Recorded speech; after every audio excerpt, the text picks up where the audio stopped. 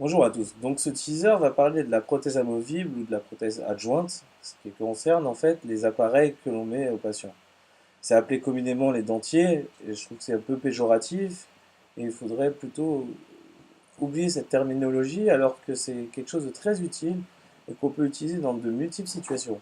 Par exemple, je vais vous donner un exemple. Un patient se présente en consultation, il a cassé sa dent complètement antérieure de son incisive centrale, et il veut poser un implant. En attendant, l'implant, il faut qu'il soit ostéo-intégré. Et ben, on peut proposer une prothèse de une dent en faisant une empreinte. Et au moins d'un point de vue esthétique, on ne voit pas qu'il manque une dent.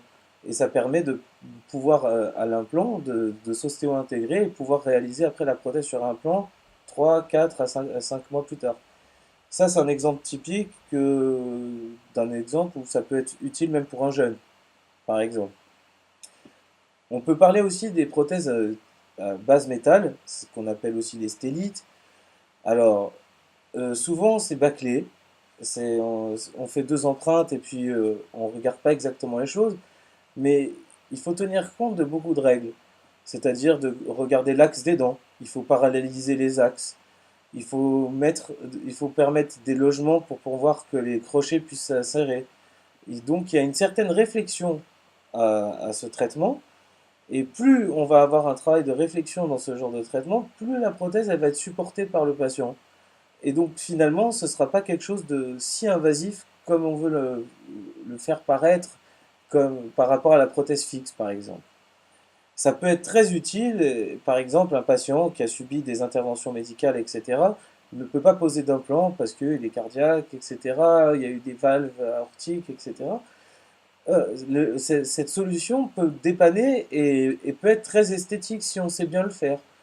Donc il faut bien respecter les règles à l'ancienne. Moi, je suis partisan du PUI avec les porte-empreintes individuelles, un porte-empreinte qui est spécial, avec les pattes de Kerr à l'ancienne, et avec des matériaux à l'ancienne, parce que elle n'a pas évolué cette discipline puisque ça n'a pas changé, c'est pas nouveau.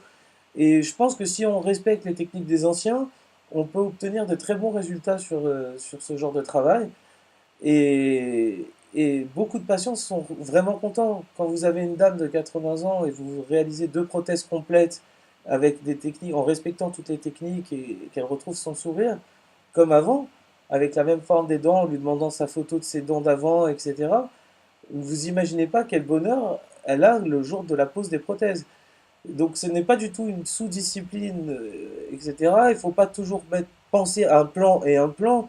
Quand une personne a un certain âge, mettre 8 ou 10 implants, c'est un peu dangereux pour la santé. C'est pas quelque chose de toujours obligatoire.